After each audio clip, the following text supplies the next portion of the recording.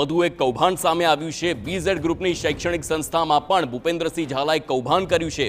TV9 પાસે exclusive માહિતી છે। વિદ્યાર્થીઓને શિક્ષણના નામે વિદ્યાર્થીઓ માટેની ગ્રાન્ટનો જ દુરુપયોગ કરવામાં આવતો હતો અને શાળાના વિદ્યાર્થીની ગ્રાન્ટની રકમનું પણ બીઝેડ ગ્રુપમાં રોકાણ કર્યું હોવાના પુરાવા મળી આવ્યા છે। ટેલેન્ટ પોલની ગ્રાન્ટનું પણ વિદ્યાર્થીઓ માટે ઉપયોગ કરવાને બદલે બીઝેડ ગ્રુપમાં રોકાણ કર્યું છે।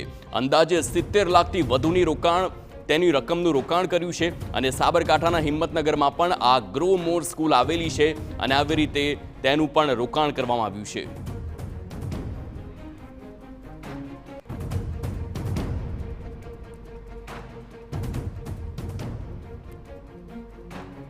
તો જે પ્રમાણે એક બાદ એક આ કૌભાંડ સામે આવ્યા અને શૈક્ષણિક સંસ્થાઓમાં પણ આવી જ રીતે ગ્રાન્ટનો દુરુપયોગ થયો છે। યુનુસ, આ કૌભાંડ આવવાનો અંત નથી થતો, જાણે એક બાદ એક સતત કૌભાંડ આવે છે। આપે જે પ્રમાણે જણાવ્યું 27 ફોર્મ સાથે પણ જોડાયેલો હતો અને હવે શૈક્ષણિક સંસ્થાઓમાં જે વિદ્યાર્થીઓ માટેની ગ્રાન્ટ હોય છે તેનો પણ દુરુપયોગ થયો છે। શું છે વધુ વિગતો?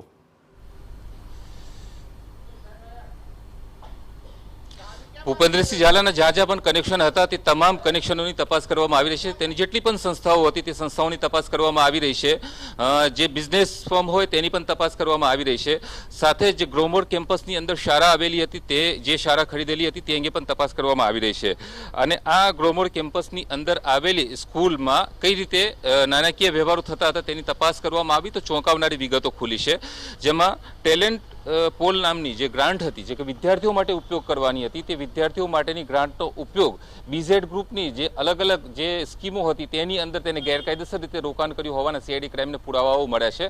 અને આ અંગે શિક્ષણ વિભાગ પાસેથી પણ કેટલીક વિગતો મેળવવામાં આવી રહી છે કે આ ગ્રાન્ટ કયા ઉદ્દેશો સાથે ક્યારે ફાળવવામાં આવી હતી અને કેટલી રકમ ફાળવવામાં આવી હતી। અત્યાર સુધી 70 લાખ જેટલી રકમનો દુરુપયોગ કરવામાં આવ્યા હોવાના પુરાવાઓ તો મળ્યા છે, પરંતુ અન્ય કોઈ રકમોનો દુરુપયોગ કર્યો હતો કે કેમ તે દિશામાં પણ હવે તપાસ કરવામાં આવી રહી છે। હાલ તો 70 લાખની જે બાળકો માટે વાપરવાની જે ગ્રાન્ટ હતી તેનો દુરુપયોગ કરવામાં આવ્યા હોવાના પુરાવાઓ મળ્યા છે, પરંતુ અન્ય કેટલી રકમનો દુરુપયોગ કર્યો છે તે અંગેના પુરાવાઓ પણ એકત્ર કરવામાં આવી રહ્યા છે અને આગામી દિવસોની અંદર ચોંકાવનારા ખુલાસાઓ થાય તેવી શક્યતાઓ છે। હાલ તો ગ્રોમોર સ્કૂલના દસ્તાવેજોની ચકાસણી દરમિયાન આ વિગતો બહાર આવી છે, પરંતુ સૂત્રો તરફથી જે વિગતો મળી રહી છે તે મુજબ અન્ય 2 શાળાઓનું પણ સંચાલન તેને હાથમાં લીધું હતું। તો આ શાળામાં કઈ રીતની ગેરરીતિ આચરીતી હતી અથવા તો નાણાકીય વ્યવહારો કેવી રીતના થતા હતા તે અંગે પણ વધુ તપાસ કરવામાં આવી રહી છે। હાર્દિક આભાર યુનુસ સમગ્ર માહિતી બદલ। તો હવે જે પ્રમાણે શૈક્ષણિક સંસ્થાઓમાં જે ગ્રાન્ટ મળતી હોય છે વિદ્યાર્થીઓ માટેની તેનો પણ દુરુપયોગ કરીને બીઝેડ ગ્રુપમાં જ તેણે ઇન્વેસ્ટ કર્યું હોવાનું સામે આવ્યું છે અને આ મામલે પણ વધુ